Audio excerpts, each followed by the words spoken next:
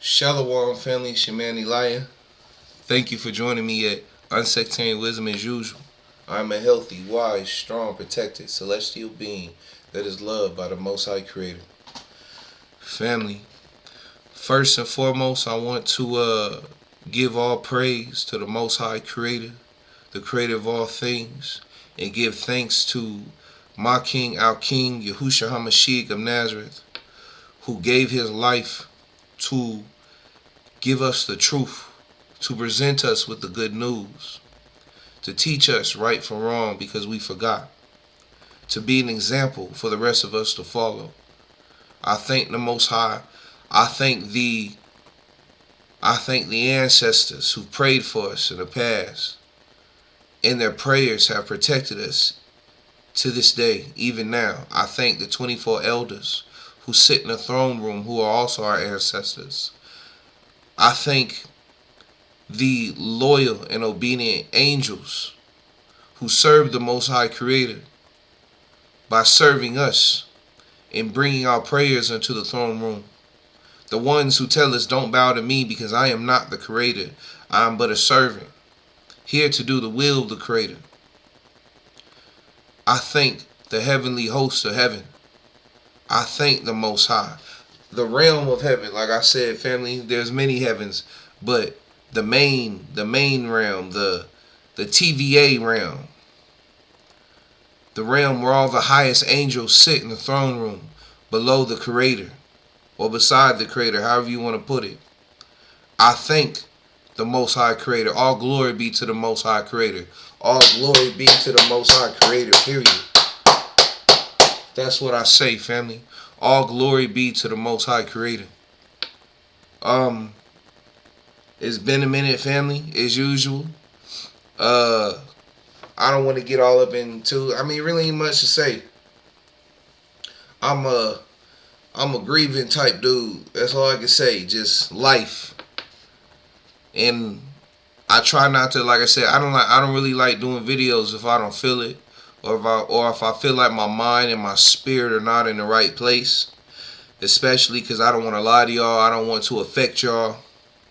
I don't want my issues to come through the screen, or I don't want my issues to affect my teachings.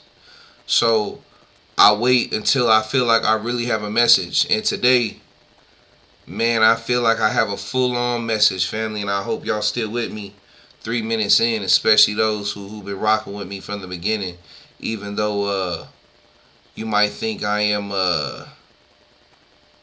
what's the word? What's the word when people don't be showing up? When they say they gonna show up, they always be dipping out. What's that word? I'm trying to think, family. What's the word? Maybe it's fickle. It's not fickle. Anyway, y'all get what I'm saying. But let me go ahead and jump right in, family. So, how do I start this? Tell y'all about a dream I had, family. Man, when I tell y'all, family, this dream felt so real. I did something that I didn't think I'd ever do. It's not necessarily that I did something bad. Well, some people might think it's bad, but anyway, I think it's an interesting story, and I think you should listen because I think there's a message in it. So in my dream, I want to give y'all context. Like, it was a long dream, and I like to say complicated in some ways. But the first part of my dream, I can't remember if I was playing the game or if I was actually like taking part in this moment in time. But the best way I can explain it, it had to do with, imagine how people used to dress in the 1600s. Like, we talking about like the time around the conquistadors, and we talking about Columbus, right? Inquisition times, right? And some of the characters were, half of them were white, so-called white-looking people, and the other half were so-called Moors, or so-called black-looking people, right? So these were the characters. And my and I was trying to figure out where I was. You know, there was an ocean, there were ships, until my mind came to the area of Spain, Portugal, even Italy came up. Just that general area. So just stay with me. That's where my dream started. I don't remember exactly what happened, but I kind of, like I said, I remember maybe I was playing a game that had to do with the conquest during that time. You know, like maybe, you know, one of those games is like Command and Conquer games, or one of those games where you play as like a king or a leader of a country, and you building it from the ground up, and you build like granaries and barracks, and you build buildings, and you tell your people that you can control the little people in the computer. You tell them to go cut up wood or dig up coal and metals, because you helping them build up a nation. So maybe it was like a game like that, or maybe I was actually like really playing the game out, or playing the era out from the point of view of someone who was there at the time, and we were either at war or something like that. It was something to that extent, right? So now fast forward the dream. Now I'm with this older white man and this older white lady, and the older white lady was kind of like, man, she was old. Like, she was moving real slow. She was clumsy. Uh, like, she was halfway away. Like, she wasn't even really verbal. She wasn't like really communicating. She was just there. Now, me and the white man, we had more like rapport. Like as people say, we was shooting the shit, right? We was giggling. We was talking. Like, I felt like I was a little more acquainted with him. You know, so it was the three of us. And what would happen, and what was happening was, we were packing up a semi truck to go on like a trip. We were leaving. We were packing up because we were leaving and going somewhere. We were one place, and we were packing up our things, as in like we were moving. But instead of putting it in a regular car, we were putting it in the back of a trailer of a semi truck. So fast forward, we all get in the semi truck, right? The three of us. On the far right passenger side is the older white man. I'm sitting in the middle. And my seat, the way I can explain my seat, it's almost like one of those seats where it's like sitting halfway in between the back seat and the front seat. That's what it just kind of feels like to me. Or felt like maybe. Like sometime, I guess maybe it felt like I was sitting in the middle of them both. Like in the front seat, but then it also felt like I was sitting in the middle in the back seat. But nonetheless, I was sitting in the middle. I don't know if that has to do with anything, if that's important, but I want to give you guys as much explanation about this dream as possible. And sitting in the driver's seat was the older white woman, right? The one who I just told y'all, like, she real old, she slow, like she could barely move, yo. Like, she wasn't even really coherent. Like, she wasn't even all there. But she's the one who's about to drive us in this semi truck, right? So, anyway, we on the road, and like I said, this woman, this older white lady, is driving the semi truck, and me and the dude, the older white dude, like I said, we still shooting the shit. We talking, we laughing, whatever.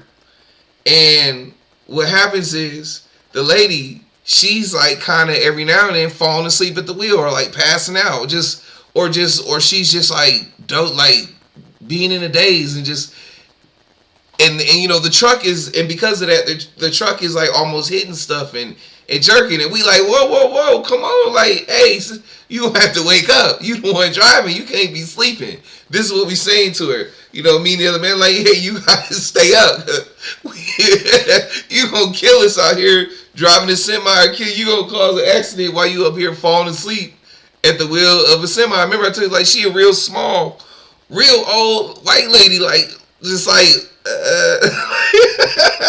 I can't. This bad like just imagine a slow walking old white lady who seemed like she not even here no more. Like, she knocking on the doorstep of death.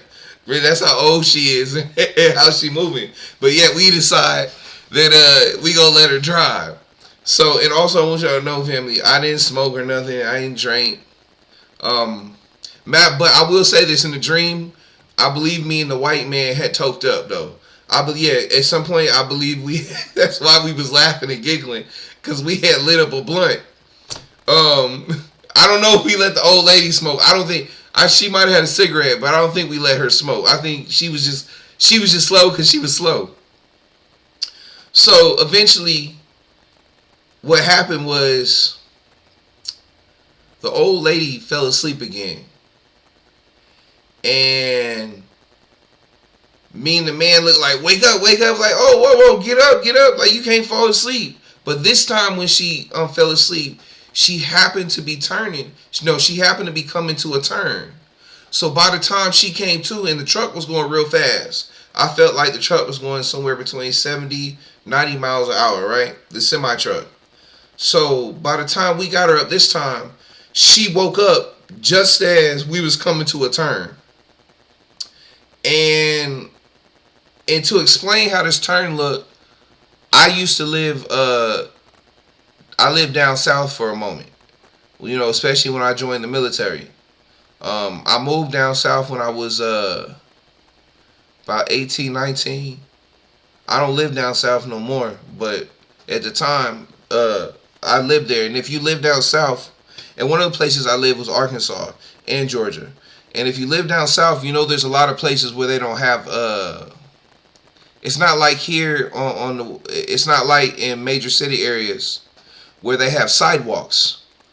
So, you know, it's just grass on the side of the road. So we came up to this area where on the left side was a building, and the highway was just going through this grassy area right in front of this building. The building almost looked like a warehouse, like a manufacturing plant type spot, right?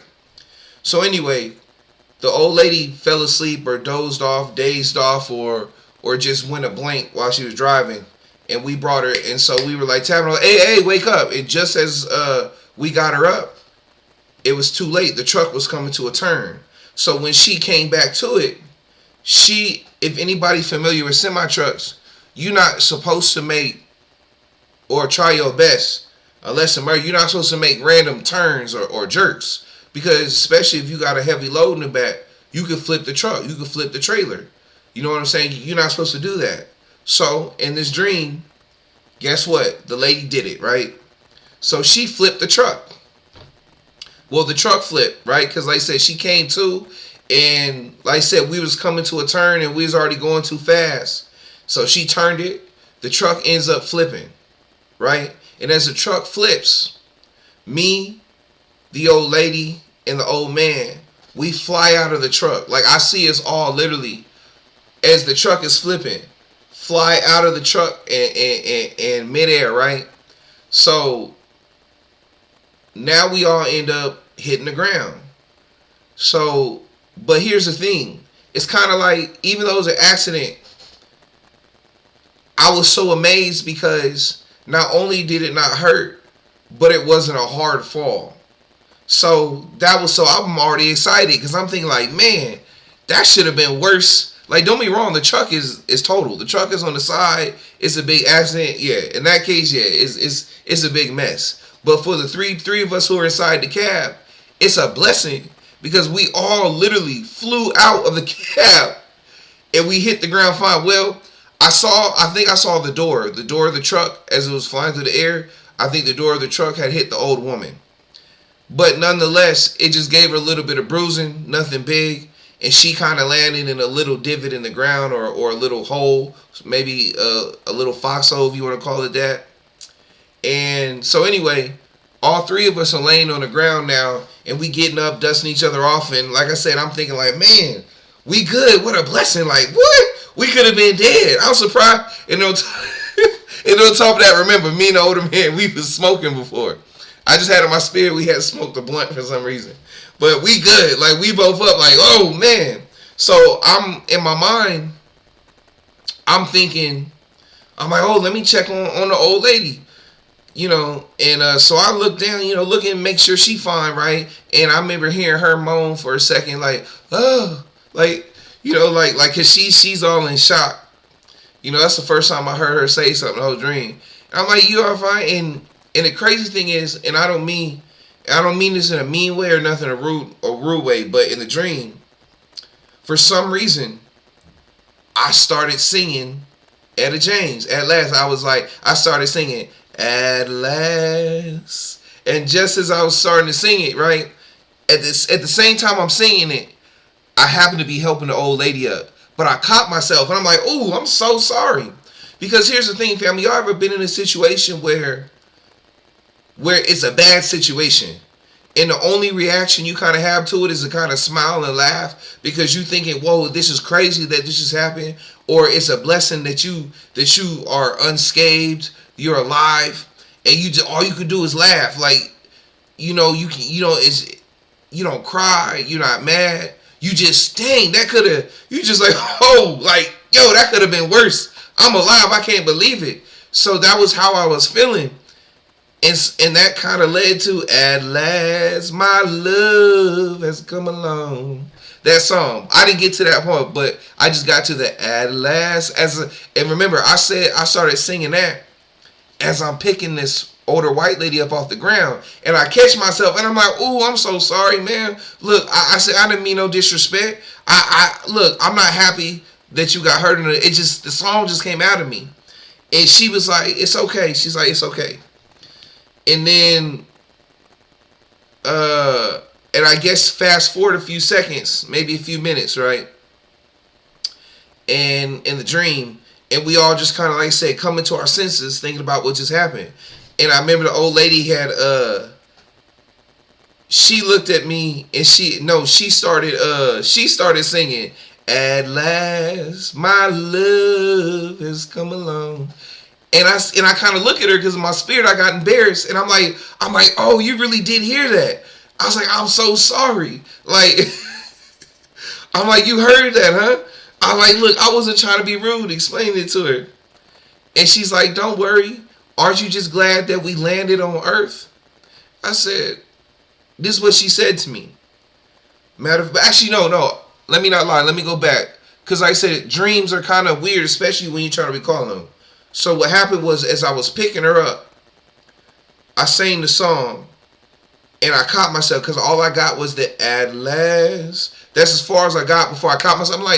I'm like, why are you singing that song, man? Like, this is not the time. And I'm doing it while I'm picking this lady up because some people might take my joyfulness in this moment as disrespect because they think like, man, you see what's happening? Ain't nothing funny about this. Why aren't you taking this more serious? So that's why I had stopped and I told her, look, oh, I'm so sorry. I apologize. And I think at that moment, as I was picking her up, she was like, it's okay. Don't worry about it. Aren't you glad that we landed on Earth? And I was like, what? And then right after that, she started singing At Last. And then that's when embarrassment came because I was like, oh, you heard that? I'm like, oh, okay. I said, my bad. And she's like, it's okay. So then at that point, now fast forward, we three of us, me, the old white lady, and the old white man are sitting there. And we thinking, well, the thought came to me, I'm like, hey, one of us should be calling 911, huh? Like, all this just happened. We should be calling 911, huh? So, because, I mean, once you get in an accident, you're supposed to call 911. So, we should probably call. And they agreed. They're like, yeah, somebody just call 911. So we all start taking out our phone. I take out my phone, right? But for some reason, the dream, I guess, kind of fast forwarded there without my permission or me having any control over really what I'm doing. And when I was able to regain control or get a sense of what was happening, I noticed now I was walking. Remember I told you guys when the truck crashed, there was a building to the left of us off the highway. Like, the truck crashed right in front of a manufacturer looking building. And I just so be happening to walk into this manufacturer building. I walked into the front door, into like the inside lobby where the receptionist would sit. And at that moment, it's like came back to me. I'm like, wait, hold on. I'm supposed to be doing something. Oh yeah, well, I'm supposed to be calling 911, right? Because we were just in a car accident. And that's what I'm talking to myself. I'm like, dang. I said, hold on. Let me look outside to see if I see somebody outside calling 911, because we all had agreed. Because I'm thinking like, well, maybe even though I'm taking long, one of them probably already called. So I'm turning around to look in the building to see if someone else was calling 911. And as I look out the building, look outside, now there's 5 white people. It's 4 white men and this one old white lady. And now they all sitting down on the side of, because remember I told you we landed in grass, and where we landed was almost like it created like a little, at the top was the highway, but on the side of the highway leading up to the building where I walked into, it created like a little hill, a little downslope. And these 5 people, and I think I saw 2 of them walk up at a time. At first I think I saw the white woman and 2 white men sitting down. And then 2 other white men came up, walked over, and they just sat down. Like they just, like the 3 extra white men is like they saw the accident and they came over to make sure everybody's okay. And instead of leaving or doing anything else after that, they just all sat down on the hill. And as I looked to look outside if anyone is dialing 911, they all 5 of them simultaneously turned to look at me while I'm in the building. And I'm looking like, dang, like ain't none of y'all calling 911, huh? I said, I guess I'm going to have to call then, huh? I'm the one who's going to have to call 911. So, because I'm thinking like, because I'm looking at them on the hill, ain't none of them moving, ain't none of them got no phone in their hand, they just sitting there looking. I'm like, dang, I guess I'm going to call 911. I'm like, we about to get in trouble because the cops going to get here, and they're going to be like, man, why y'all took so long to call 911? Because, so anyway, I get out my phone to call 911. And it's at this moment that I'm like starting to wake up from this dream. So I'm halfway asleep and halfway awake, but the dream was so real and so vivid. I fell asleep near my phone is near me. So I was able to grab my phone, and I'm still in this daze. Like I said, I'm half awake, half asleep. And I'm just like, man, like, I'm like, was I just in an accident? That's what I'm saying. This is how vivid the dream was, family. I'm confused. I don't know which way is up. I'm thinking the dream was real still. I'm thinking like, dang it, was I just in an accident? Like, do I need to call 911? So what do? I take my phone out, my cell phone, and you know what I do? I dial 911, family. This is how real this dream is. I'm literally waking up from this nap, whatever.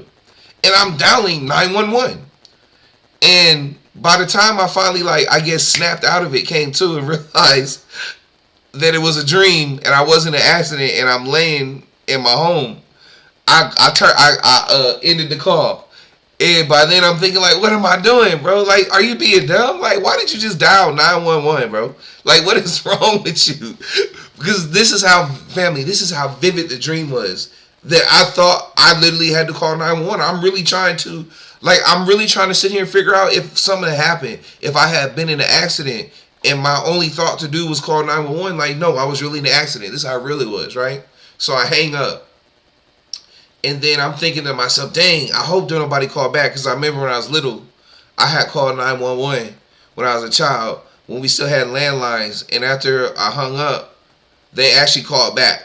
And I was like, I said, dang, does it work like that now with cell phones since we don't have landlines? I said, I hope nobody call back or nobody show up at my door or something. Because I'm embarrassed now. But actually, they did call me back. The operator lady, they called back. I picked the phone. It was a woman on the other line. She's like, hello, this is the operator. We just got a hang-up call from your cell phone. Is everything all right? And I said, you know what, ma'am? You're not going to believe this. I apologize. I was having a nightmare, a bad dream. And in the dream, I was in an accident. And I thought it was real. So real that when I woke up, I called 911. And by the time I realized it wasn't real, it was too late. And I hung up. So I apologize. I didn't mean to do that. There is no emergency. I know that sounds crazy. And the lady just kind of laughed and giggled. She laughed. She said, she laughed and giggled. She said, you know what? It's all right. She's like, that actually happens more than you think. So literally, family, so I said, the dream is so real, family, that I called 911. I thought this is how real it was. I'm tripping. So, but at that time, my spirit, so I'm up now, and I'm thinking like, hold on. This dream was just like, it was so in my face. I was like, no, let me check these numbers out. So I go check these numbers, and matter of fact, I'm going to switch the screen over, right? So the first website I go to, family, is Actually, no, not that one. I went to Gematria, right? And this is Gematria. I put in 911. Matter of fact, let me I want to look this up real quick. Wef. What's this word? I keep thinking, what's Wef? Wef meaning World Economic Forum. Huh.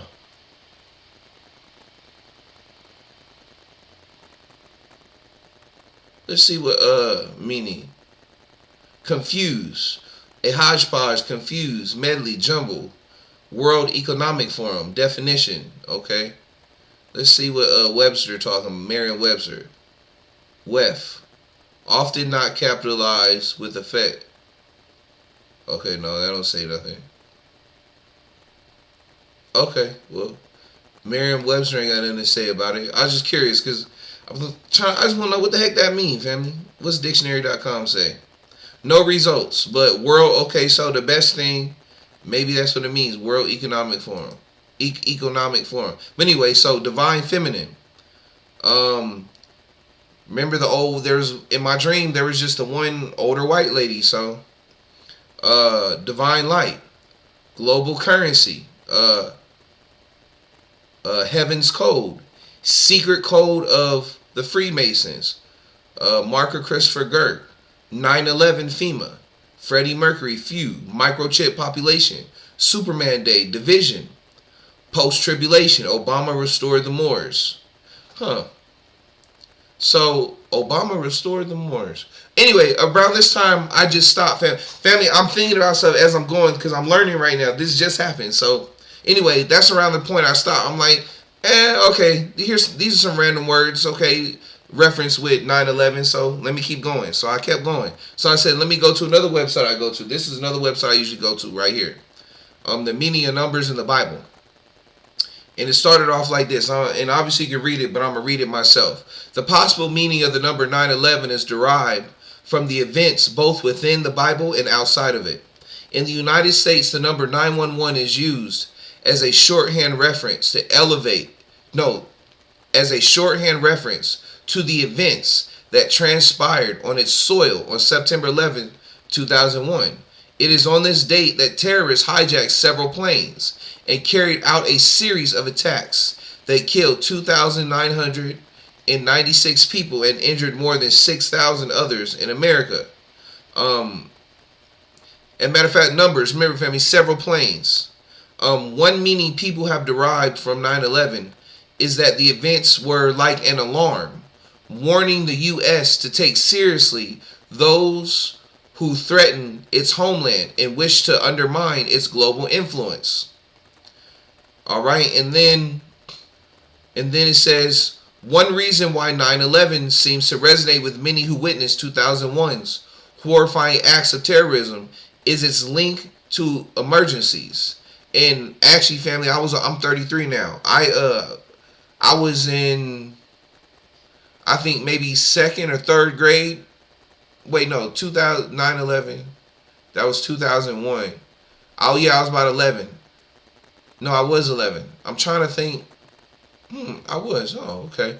I'm trying to think. I don't know. Maybe I was, what grade I was. I forget what grade. I know I was in elementary school.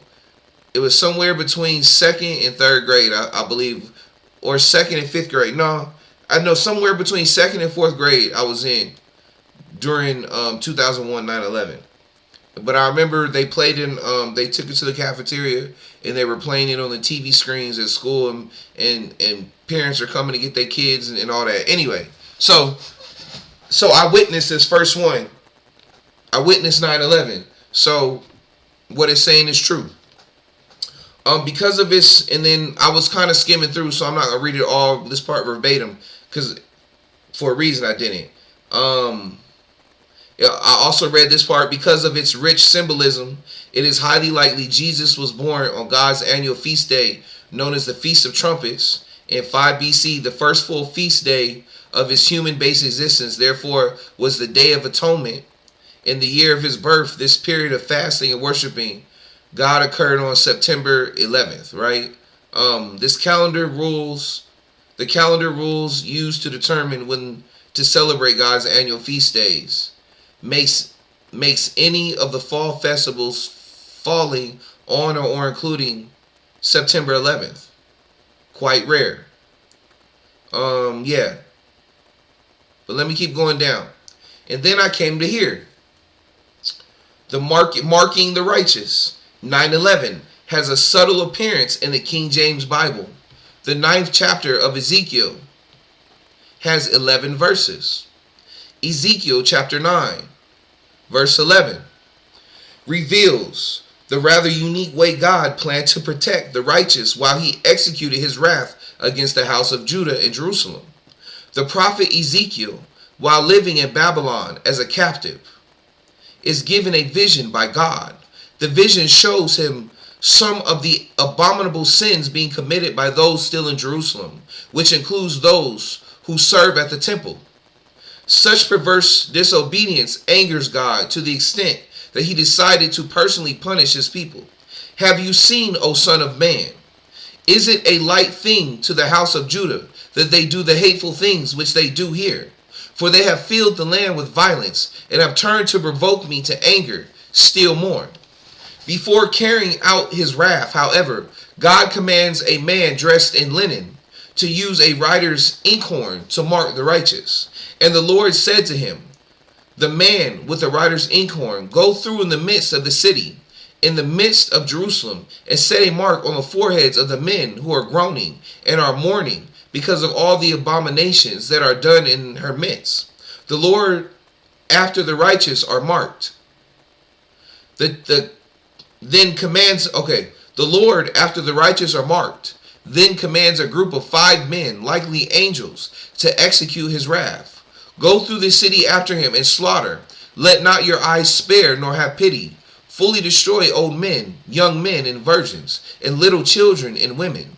But do not come near any man on whom is the mark, and begin at my sanctuary. And then verse 11 of Ezekiel. The last verse of the chapter reveals what happened after God's wrath was carried out. And behold, the man clothed with linen, with the inkhorn by his side, reported the matter, saying, I've done as you have commanded me. So I stop right there, family, and let me go back to what happened. So, and then I'm about done explaining, and I'll go back to what I was just reading. Oh, and then no, I also checked. Let me go back real quick. But I stopped reading it right there, but then I also went to Etta James. And this is why I realized, in a way, the Etta James song, At Last, is spiritual in a way. It's spiritual in a way, and I never realized it before. I always look at it as, a good wedding song when you're talking about people in the flesh loving.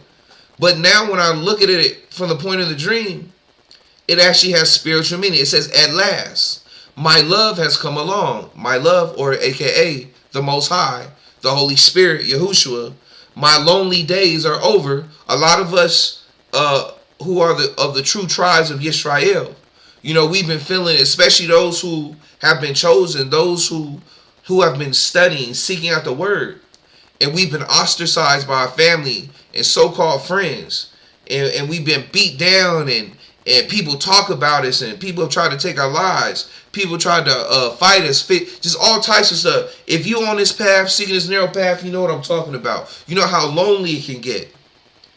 My lonely days are over, and life is like a song. And remember, songs can be short, family. So really, our life compared to the Most High is like what? A blink of an eye, right? We here today, gone tomorrow. To us, it seems long and drawn out.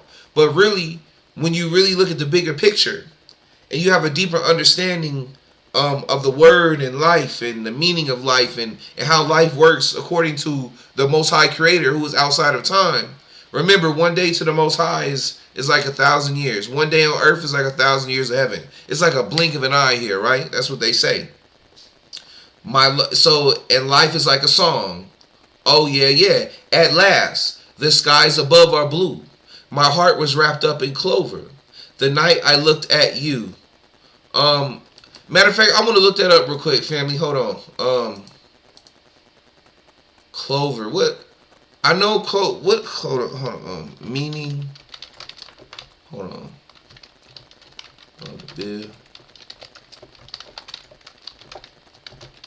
I just want to look something up real quick, family. Many Celtic traditions were blended with the new religion over the years, and the importance of the clover was one of them. The four-leaf clover meaning became intertwined with Christianity.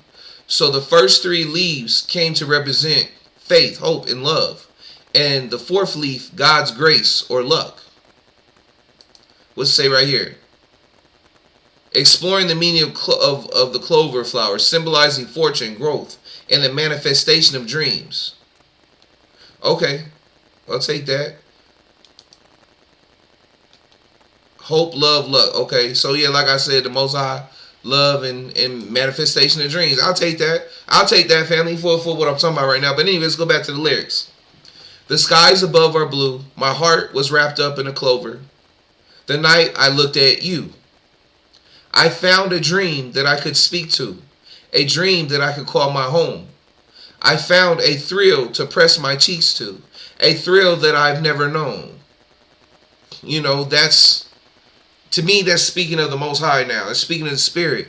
This is like, for those of us on the narrow path, this is what we ask for, because we've gone through much suffering here in the flesh now by this time on the earth, that all we look forward to now a lot of times is we look forward to the Most High, or the coming of a Messiah, hopefully, or the day the Most High calls us home, so that we can go home finally.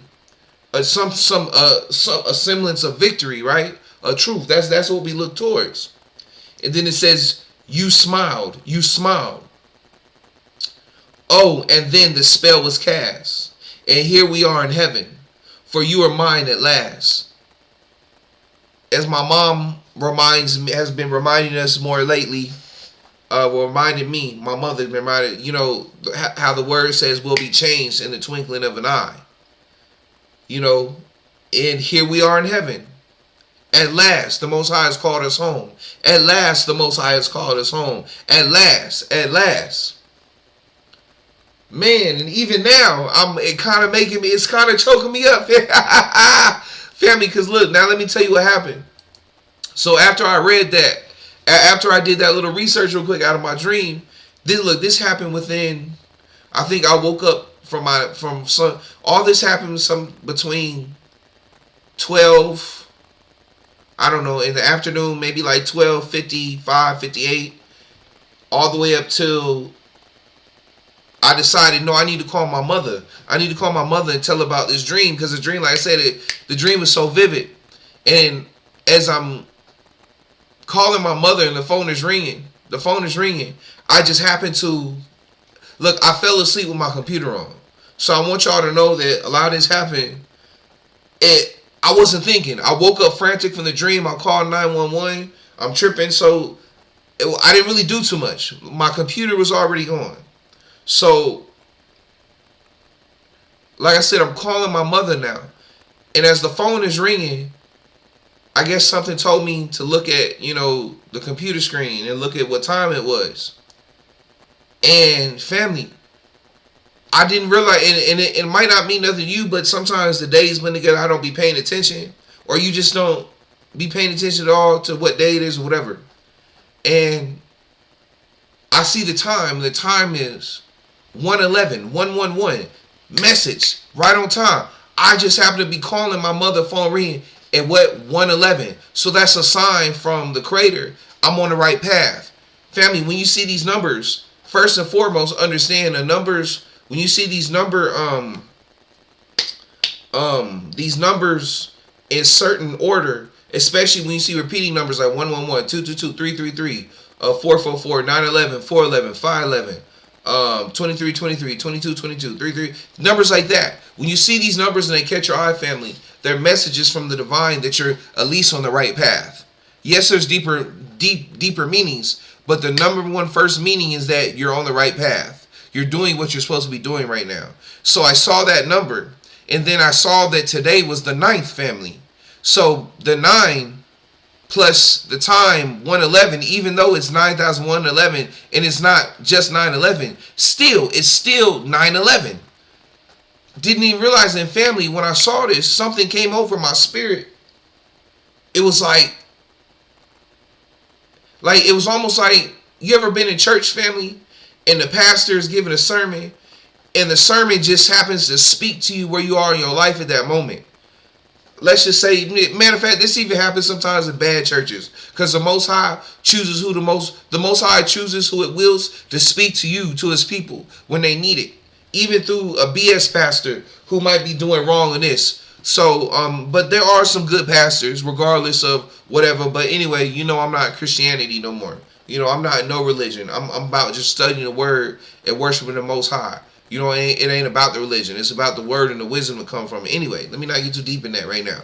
But it's like I had this reaction, this visceral reaction. Oh, no, not visceral. That's not the right word, I don't think. Anyway, maybe it is. Anyway, but I had this immediate reaction when I saw that it was 111.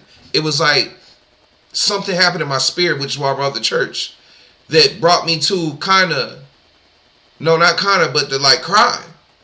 Because it's like I felt the spirit at that moment. I felt something like, this is something. This is a message. This is happening. And that dream was real. The Most High was trying to show me something or tell me something, right? And I just started to tear. And oh man, family. And so, I get on the phone, I tell my mother about my dream, and I mention, what time it was. And then I had no idea. It wasn't intentional for me to call her 111. I didn't even realize it was the 9th. This is how out of it I've been in just days, right? So anyway, I want to go back to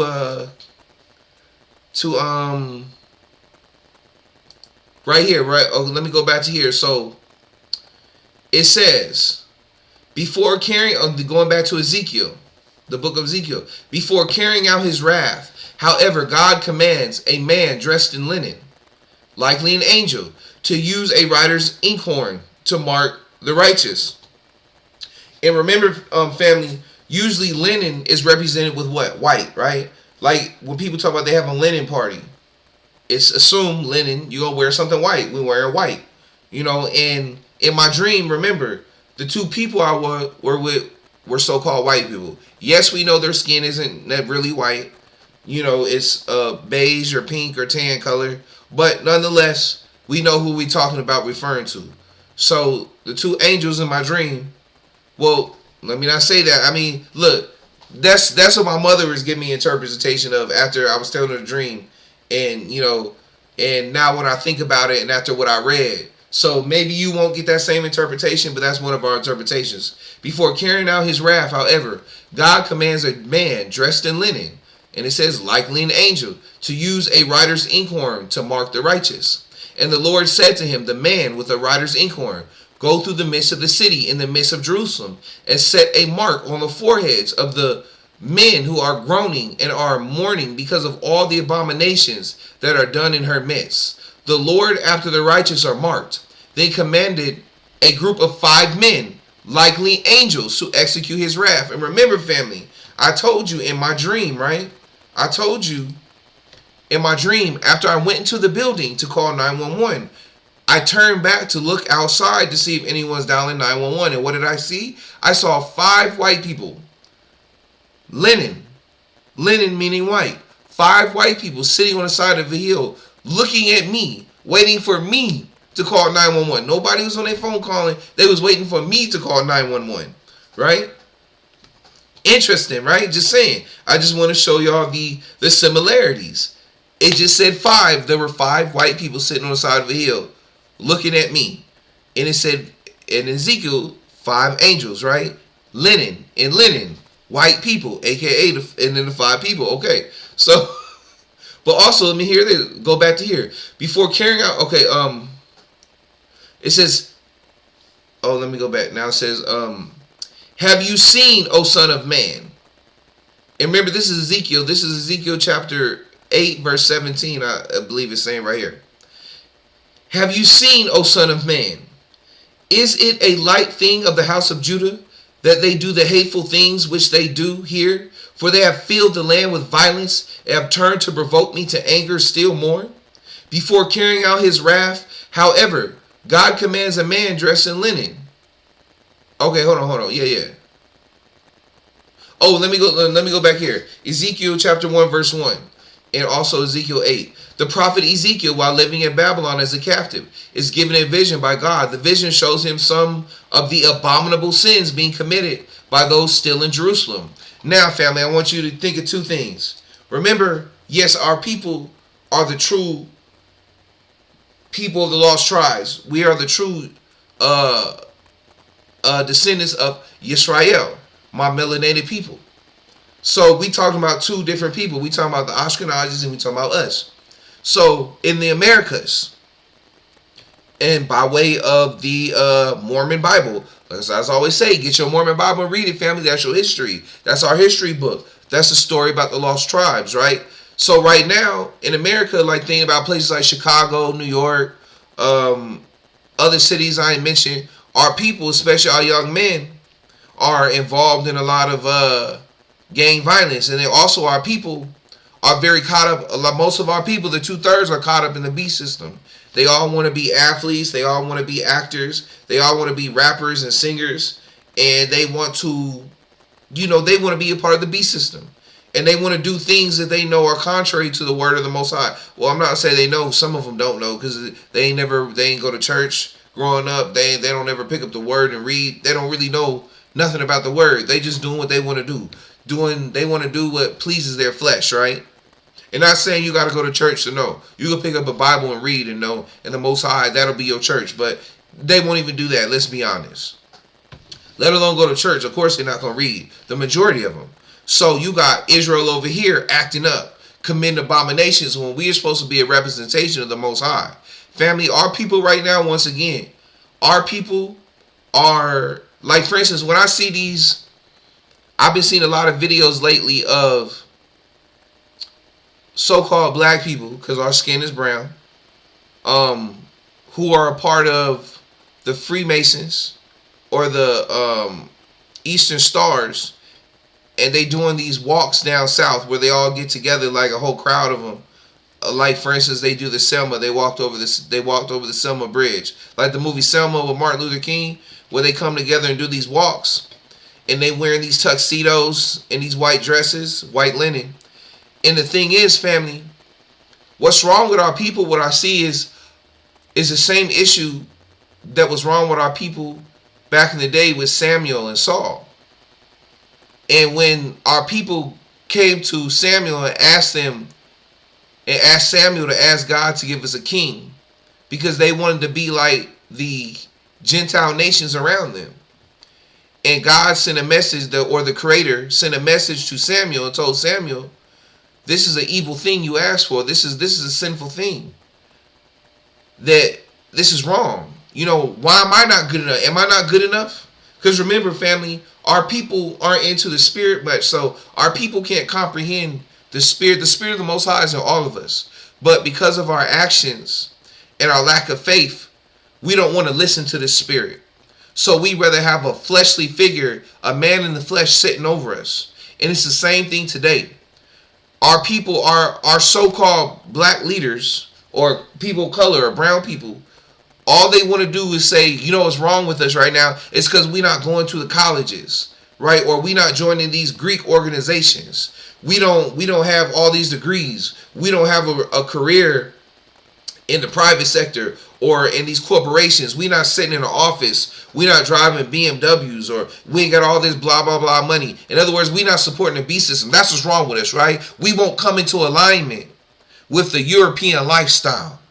And that's why we suffering. This is what's wrong with our people right now, because we've thrown away our true inheritance, the true ways of our ancestors, our traditions, which the Most High gave us in the Word, and we'd rather take on European traditions.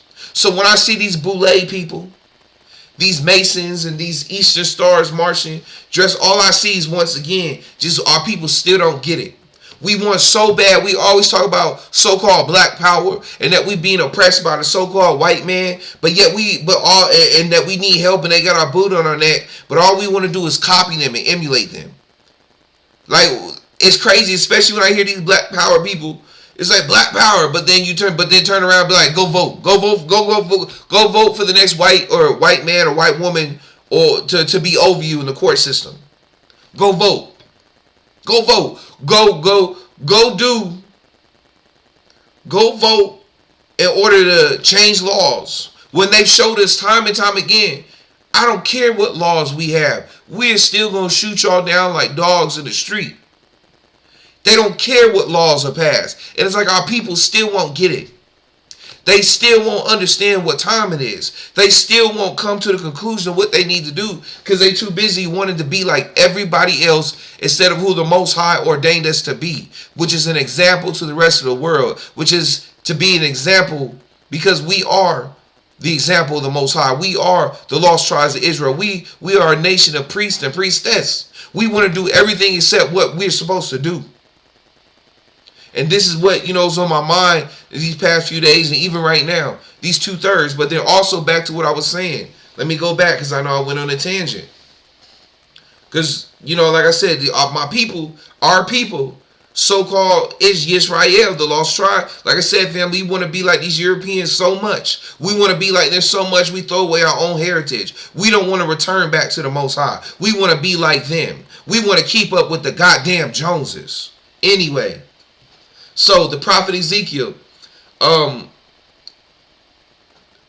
it brings up reference chapter 1 verse 1 in Ezekiel chapter 8. The prophet Ezekiel, while living in Babylon as a captive, is given a vision by God. The vision shows him some of the abominable sins being committed by those still in Jerusalem, which include those who serve at the temple. And now, family, guess what? What do we got going on, right? 333 is 333 as I get to this part. Hey. So I was seeing 333 a lot the other night, family, when I was with my neighbor. And man, when I tell you the Most High was sending signs, I thank the Most High. Boy, so many signs and threes coming up while I'm sitting here talking to this man and giving him man, that's crazy. Anyway, let's keep going. Remember, it said once again, the abominable sins being committed by those still in Jerusalem. Right? Okay. Who's still in Jerusalem? What's going on right now in the so-called promised land right now with this war between Israel and the citizens or people of Palestine or Gaza, right? What's going on? That's going on right now, but also what else is going on there right now, right? Hold on, let me bring this up, family. Oh man, I did something I was supposed to do. I wasn't supposed to I took something down. But anyway, I'm gonna bring it up. Give me a second, family. Bear with me. A massive altar already awaits, where the heifers are to be burned. Hold on, family. A secure... Okay, hold on. This is what's going on in Jerusalem right now. I'm not sure. I don't think it happened. Maybe it happened. They tell nobody. But this is what's going on right now over in Jerusalem. What they've been talking about. But hold on, let me turn this down and make sure it's not too loud for the thing. A massive altar already awaits, where the heifers are to be burned. According to some believers, the ceremony needs to be performed right. A massive altar already awaits, where the heifers are to be burned. According to some believers, the ceremony needs to be performed right here on the mountain. A massive altar already awaits, where the heifers are to be burned. According to some believers, the ceremony needs to be performed right here on the Mount of Olives, looking directly into where the temple once stood. A secure, undisclosed location are these red heifers, to be precise. Some Jews and Christians believe they're the key to rebuilding the historic Jewish temple in Jerusalem and to beckoning the Messiah. To understand, you have to go back nearly 2,000 years when the ancient Romans destroyed the last temple in the city to rebuild it. These believers point to the Bible's book of Numbers. It commands the Israelites to sacrifice a red heifer without defect or blemish, and that has never been under a yoke. Only then can the temple rise again. Caring for them on an Israeli settlement in the West Bank is Yitzhak Mamo. So we have here, after a long research, we find in Texas. Texas? Texas, United States of America.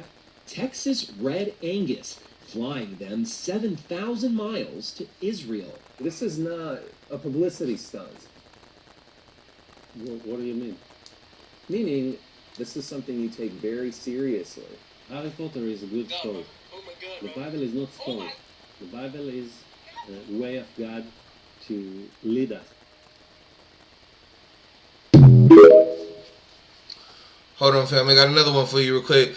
Hey, I know I replayed that a few times at first, but just bear with me because of the sound. I wanted to make sure because sometimes when I play these clips, it overwhelms the mic that says and it be too loud and it sounds gargled and you can't even hear it. So I need to probably turn this one down again. So I'm gonna play this one. So just listen, family. And something came to me. Article that says rabbis petition government to allow Passover sacrifice on the Temple Mount, but Arabs decry the attempt. The Jewish people, of course, want to do their sacrifice on the Temple Mount, their Passover lamb sacrifice, but they have to do it outside on stone altars because they don't have the temple location.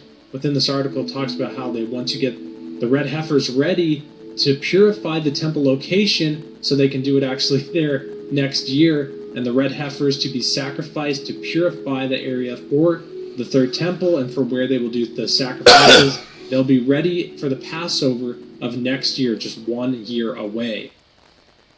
So with the purification sacrifice using the ashes of a 3-year-old red heifer as early as Passover 2024 potentially means that the rebuilding of the temple could take place immediately or shortly thereafterwards.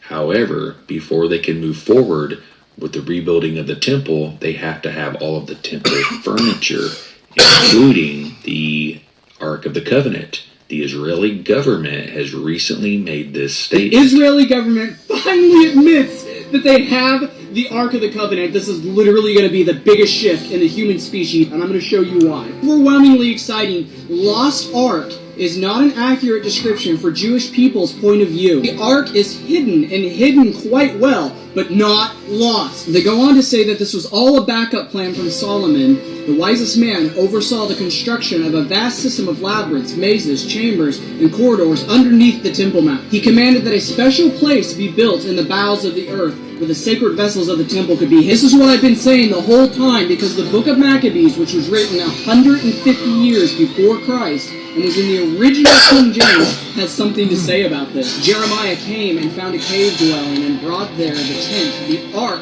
the altar of incense, and sealed up the entrance. When Ron Wyatt found the chamber that had the Ark of the Covenant in it, he said the entrance was sealed. Continuing on with the Maccabees, the place shall remain unknown until God gathers his people together again and shows his mercy. That happened in 1948, and Solomon asked that the place should be specifically consecrated. What place? The place the Ark of the Covenant was hidden? It's all a backup plan from Solomon. Just like the book of Maccabees says, 150 years before Christ. So why is this going to cause the biggest shift in the human species ever? Because when the world finds out that Christ's blood fell onto the Ark of the Covenant, everyone's going to know that Christ is king for the rest of time. Okay, family. Y'all saw that. Just bear with me. Bear with me real quick, family. I want to show y'all something. Remember how I'm showing y'all what's going on in Israel, but at the same time what's going on with real Israel over here in the so-called United States of America, right? And this just came to me while I'm sitting here talking to y'all. So just bear with me, right, family? Hold on, I want to show y'all something. Hold on, okay.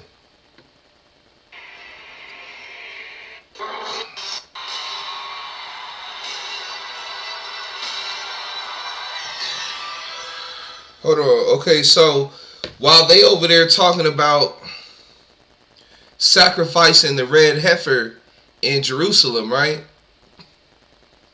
And remember, family, one of the reasons I was talking about once again that our people are ignorant because we want to be like the Europeans so bad. And because we want to be like the Europeans, what it's caused to happen is, family, is our people have sinned against the Most High, and the Europeans who know who we are, or at least the higher ups, they use our gifts and our powers given to us by the Most High against us, right? So, like for instance, why do you think, family, the most popular singing artists in the world are our people? Like for instance, Who just top? Who lately has been going to the tops of the country music charts, right? Beyonce and two other new black country artists, right? But even then, remember when MTV Family and MTV first came out, it was about rock and roll. But then by the time, I don't even know if MTV's around still. Is it still on? I don't know. But before MTV's decline, remember Family? It was all just rap, hip hop type music. It was black people every, like, MTV Awards might as well have been BET. This is the power that our people have. Matter of fact, you notice how whenever, especially in the Asian countries, all over, look, family, everyone hates us, but everyone loves to emulate us because that's the power that we have as the children of the Most High, family. And our enemy has brainwashed us and used our gifts against ourselves. So instead of us using this same power to the power of ours that they use and hijack from us to draw people into sin, into living the way of Babylon, into acting like hooligans in the street, because now hood culture is like, it's going all over the world, especially Asia, right? So instead of using our power, our God-given gifts, to draw people to the Most High, which is what's supposed to do, to draw people to the Word, to draw people to the truth of the Most High, we've been using our power to this whole time to serve Babylon and their needs. We've been using our power to serve the beast system, we've been using our power to draw people into sin. This is what's been happening to us, family. This is why the Most High is angry. And they talk about sacrificing the red heifer, right? Okay, I got you. Now I'm going to show you the difference between in Israel, where they're sacrificing the red heifer, and what's happening here in the Americas, right? Hold on, family, hold on. And this has been all over TikTok lately, these past few days too. I'm about to show y'all. I'm going to show you the sacrifice of the and forgive me. Stop it. Why? See, I hate when that happens, man. When the computer be going slow and you be trying to get it to pause and it won't listen. Anyway, I'm about to show y'all now the sacrifice of the red heifer with the true Israelites in the Americas. The sacrifice of the Most High's people. The sacrifice of our dignity. The sacrifice of the word. Right? Our sacrifices show that we'd rather serve Babylon. Well, not me. I don't want to serve Babylon, but for the 2/3, I'm talking about the 2/3. Anyway, and as I say that, I was at 1 hour, 2 minutes, and 30-something seconds. Anyway, let me show you the sacrifice of the red heifer in America. Here is the sacrifice of the red heifer in the Americas, family. Here we go. Hold on. Let me make sure. Look at this.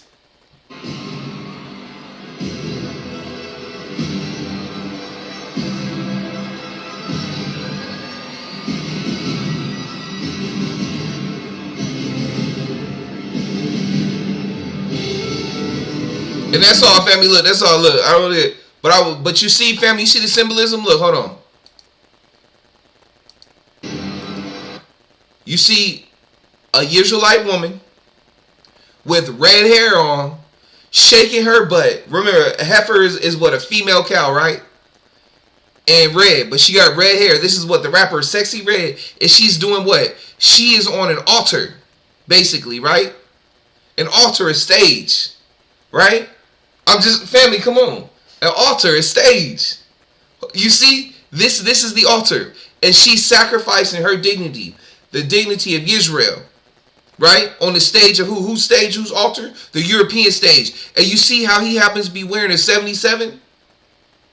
You see that, family?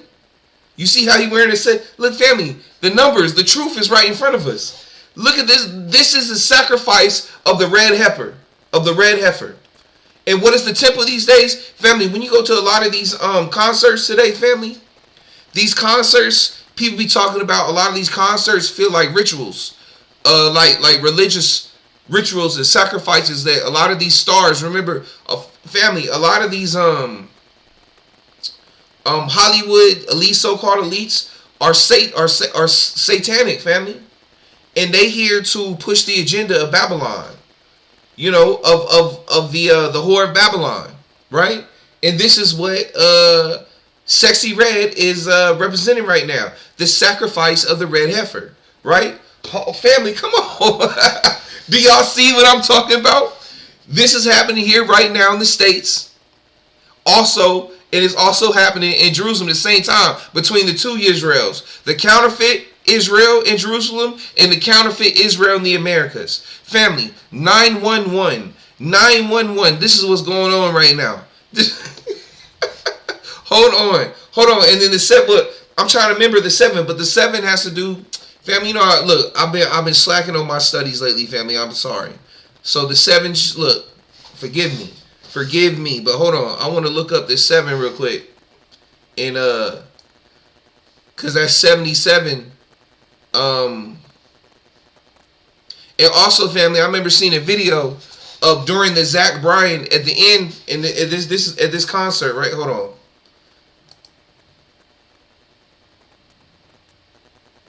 on.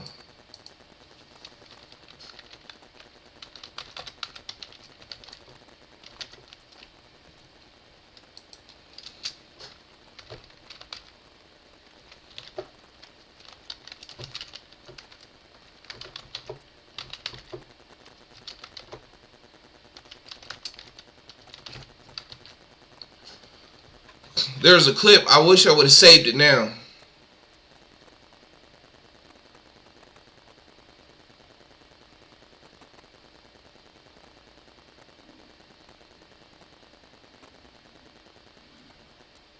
Okay, but anyway,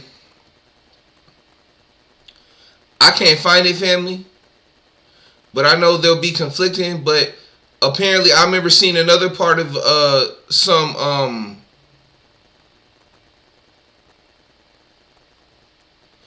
Okay, anyway, they were saying that at some part during the Zach Bryan concert, he brought out a choir of black people, a black like gospel choir, and they started singing to Jesus. And at that moment, they said a big portion of the crowd, a lot of people stayed, but they also said a big portion of the crowd actually turned around and walked out. But that's also symbolic of America turning its back on, look, we know his name ain't Jesus. We know it's a man of color named Yahushua. We know the truth. But nonetheless, family, remember, a lot of us who on this path right now, we grew up in the Christian church. And we grew up praying to Jesus. We grew up calling the name of Jesus. But by the grace of the Most High, by the favor of the Most High led us to the truth. Led our hearts to search, to study, to look deeper. And we found Yahushua, the real name. So in this case, it's not the name that matters. It's the power. It's the intention behind it. The Creator knew who we are talking to. The Creator knows who we were looking for. So the Creator led us to the true Yahushua HaMashiach of Nazareth. So it's not about the name. But at the same time, this is symbolic of how people feel about Yahushua, period. And how people feel about the true Yisraelites. I'm not talking about the sexy red part, but the choir part. This is how most people feel. Most people don't care about the word. They don't want to hear nothing about no Jesus, let alone Yahushua. They don't want to hear none of it. They trying to live their best fleshly life, family. And this is the truth for most people today. So them people who walked out because of the choir or whatever, that shows you where their heart is. They don't care nothing about that. They want to live in sin. They don't want to change. 911. But hold on, let me hold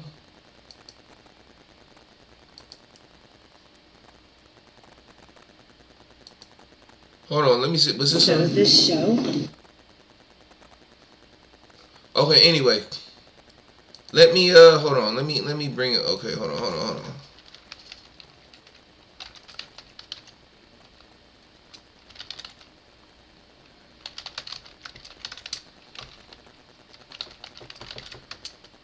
Family, I'm always yelling when I'm talking. I apologize. I know I be doing that. Okay, hold on. Let's read what it says right here. That website. Meaning of numbers. The number 77. While the number 77 rarely occurs in the Bible, far more common is the appearance of double sevens, some of which have a special meaning. Noah wanted to determine the statutes of the water after the great flood. He sent out a raven and later a dove from the ark.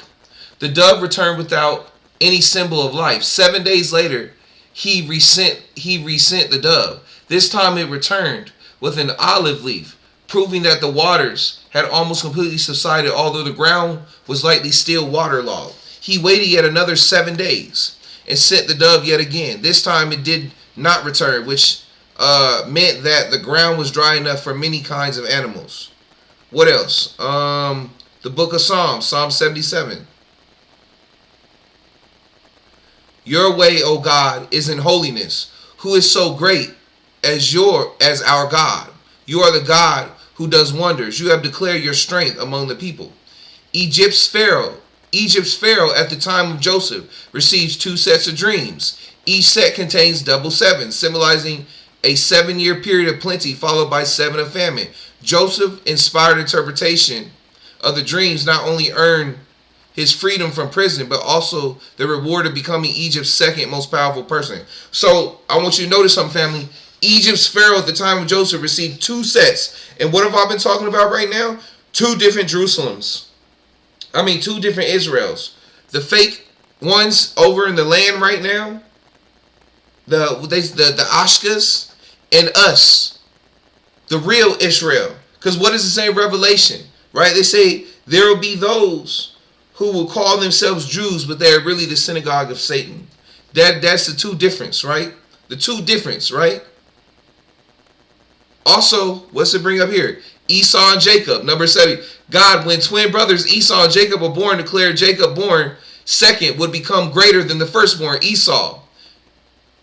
Years later, Jacob, taking advantage of his brother's hunger, convinces Esau to sell him his birthright. So, once again, family, look, Jacob, Esau, you saw the image I showed you on stage, right? Representing who? The 2. Jacob, the real Jacob, and then Esau wearing the 77 on his shirt, representation of those Ashkas over there in the so-called Holy Land at this point. You know what I'm saying? I'm just saying, family, I hope y'all seeing the symbolism. Hold on. We don't need to go through and read all that. We just want to get just some quick reference points, family. Matter of fact, let me go back to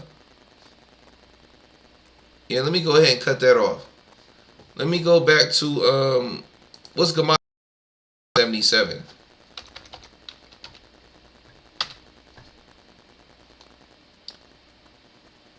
Field code, peach. Okay, well, all black.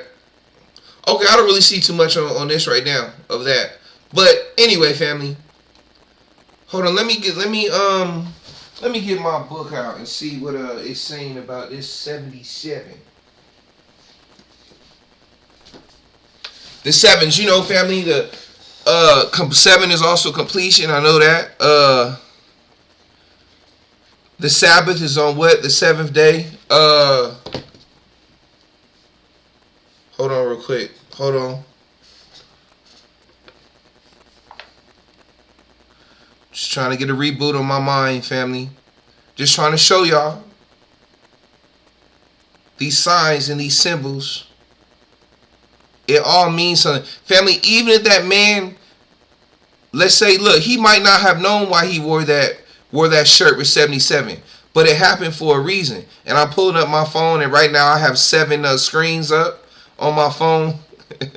Hold on, family. I'm just saying, family, just giving.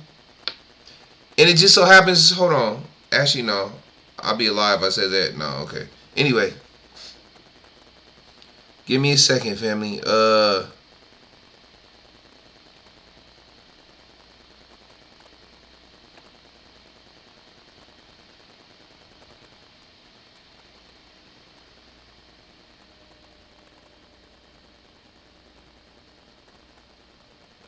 Hold on.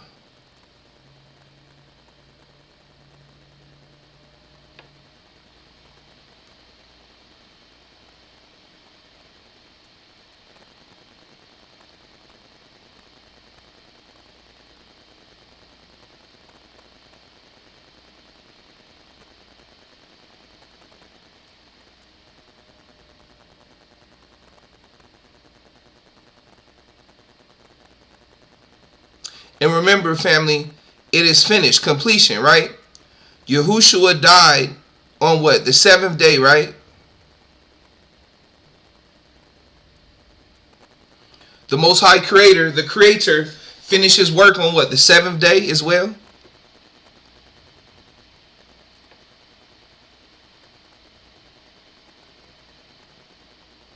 So 7, double 7. Anyway, family, I wanted to look, I just wanted to share this dream with y'all, family, and do your own research. Hold on, let me see if I get one more thing in here real quick. Yeah, because it's coming to it. I don't want to drag it on because it's been a minute. This is a long time just for one dream. Which, I mean, look, I'm going to put the info out there anyway, but I'm just saying, I'm not complaining. I'm not complaining. I just, hold on, one second.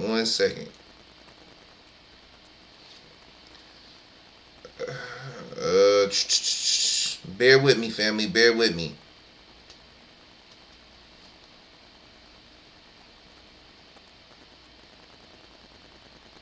Okay, hold on.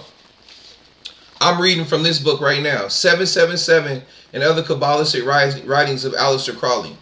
I'm reading, okay, and I'm reading on page 44. 44 is the number that's been cut up lately. It says, on the number 7, Oz, the goat, Seal, S-C-I-L, of the Sabbath, of the Adepts, the Baphomet of the Templars, the idol set up to deify and overthrow the false god, though it is understood that he himself is false, not an end but means. Note, the 77 equals 711, magical power in perfection. So, in other words, you heard what he's saying, family. Look, the idol set up to defy and overthrow the false god, though it is understood that he himself is false.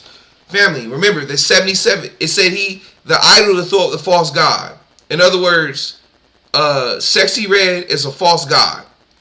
All these boulets and them, they're false gods. They're gods to the world of man in their sin. People treat celebrities as gods, but also the enemy knows that they are also false gods, and they are not the AKA, as I like better, the creator. They know they're not the creator. So I hope y'all see that what I just showed y'all, family, right? Completion, right? This, look, is being false. Like, they're doing a false sacrifice. They're taking over from, let's say if the Most High gave us back our land right now and told us to build a temple. Although we're not going to build a temple like David did back in the day, because the true temple is our bodies. The true temple we're building up is our body. But what they're showing in the flesh, that was a hijack of the true sacrifice, which is our bodies, which is our flesh. Sacrificing our flesh is sacrificing our flesh, aka sacrificing our fleshly ways, our sins against the Most High, right? And that's what it was showing, family. I hope y'all say, how do I explain this? Our sacrifice as believers is throwing off the chains of Egypt, throwing off the ways of Egypt, sacrificing comfort, sacrificing what we wanted, the pleasures of the flesh, in order to follow the Most High. In the counterfeit sacrifice, what they were doing is their sacrifice to their god, Shaitan or Satan. And remember, their god doesn't mean necessarily Lucifer. Their god is Babel. Their god is Babylon. Their god is the flesh. They worship the flesh. And what you saw with Sexy Red and the country singer, that was their sacrifice. That was their red heifer being sacrificed. That was the counterfeit sacrifice, and not the righteous sacrifice of the elect, of the true followers of the Most High, shedding off their flesh, shedding off the fleshly ways of this world to follow the Most High, to live in righteousness under the laws of the Most High, to follow Yahushua, to be an example like Yahushua. This is the counterfeit. Y'all get what I'm saying, family? Do you get what I'm saying? 911, okay? At last, my love has come along. My lonely days are over, and life is like a song. Do-do-do-do. Yeah, yeah. At last, the skies above are blue. Anyway, go ahead and look up the song, family. Hey, 911. 911-0024. No, but Hey, some of y'all know. Hey, look, my bad. I went back in my flesh right there. I apologize. Hey, man, forgive me, Most High. Hey, anyway, family, and my voice cracked right there. So, anyway, I want to tell the Most High Creator all praise to the Most High Creator. Thank you for this message for your people. Thank you for this dream you gave me, Most High. Thank you for this understanding. And thank you, my King Yahushua, for the word says, where two or more come in your name, your spirit will abide. And your spirit was definitely here, Most High. Your spirit was here, our King Yahushua. We thank you. And Most High, once again, I ask you to pour out your spirit, family, of grace and mercy upon Yisrael. And upon those who will cling upon us, Most High, the mixed multitude, those who want to follow you, Most High. Spare us, Most High. Place Psalms 91 upon us, Most High. Now, whatever the 2/3 of the enemy want to do, Most High, let your will be done. I'm not praying for them, Most High. I'm praying for Zion. I'm praying for those who have been made the tail, who are now the head. I thank you, Most High, for your grace and mercy. I thank you, Most High. I thank you, our King, Yahushua HaMashiach of Nazareth, for being who you were, for bringing forth the good news, for teaching us, for showing us the way, and be willing to sacrifice your flesh on the altar in order to show your people the way back to our Father, to our Mother, the Holy Spirit, to show us back to creation, to show us back to the truth. I thank you, Most High. I thank you, Most High. I bless your name, Most High. All praise to the Most High Creator of all. All praise to the Creator of Israel. All praise to the Creator of Abraham, Isaac, and Jacob. All praise. We praise your name, Most High. I thank you for this moment, Most High. I thank you for this dream. I thank you for this prayer, Most High. We thank you. We bless your name. Most High, may you send forth your angels to place a cover, a seal on the head of those who truly follow you, Most High, of those who truly seek you, Most High. We ask you, Most High, and we thank you for your mercy, Most High. We thank you for your grace upon those, Most High, who truly follow you. Most High, separate the wheat from the chaff, Most High. Protect us, Most High. Even though 1,000 fall at my left and 10,000 at my right, Most High, may we go through untouched and unscathed, Most High. We are yours. We are your children. We all praise to the true good shepherd, Yahushua HaMashiach of Nazareth. We thank you, Most High. At last, heaven is here. Heaven is here at last. Ashe, family. Be blessed. I'm a healthy, wise, strong, protected, celestial being that is loved by the Most High Creator. Thank you, family. Be blessed. Shalom.